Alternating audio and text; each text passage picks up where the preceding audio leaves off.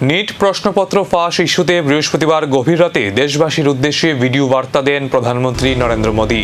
প্রধানমন্ত্রী জানান, প্রশ্নপত্র ফাঁসের মতো অপরাধের দ্রুত বিচার নিশ্চিত করতে ফাস্ট ট্র্যাক আদালত গঠনের জন্য খসড়া বিল প্রস্তুত করা হয়েছে। বিষয়টি কেন্দ্রীয় মন্ত্রিসভায় আলোচনার পর সংসদে আনার পরিকল্পনার কথা জানান তিনি। প্রধানমন্ত্রীর এই ঘোষণার কিছুক্ষণের মধ্যেই গুরুগ্রামের হাসপাতালে চিকিৎসাধীন সোনাম ওয়াংচুক তার 27 দিনের অনশন প্রত্যাহার করেন। অনশন প্রত্যাহারের পর ওয়াংচুক বলেন, সরকারের এই সিদ্ধান্তে তিনি কৃতজ্ঞ এবং আশা করেছেন দোষীদের বিরুদ্ধে কার্যকর ব্যবস্থা নেওয়া হবে।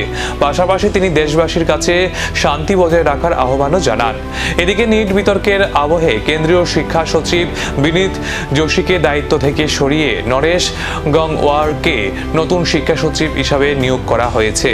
প্রধানমন্ত্রীর ঘোষিত পদক্ষেপ এবং ওয়াংচুকের অনশন প্রত্যাহারের পর নিট ইস্যুতে পরিস্থিতি কোন দিকে মোড় নেয়, এখন সেদিকেই নজর গোটা দেশের।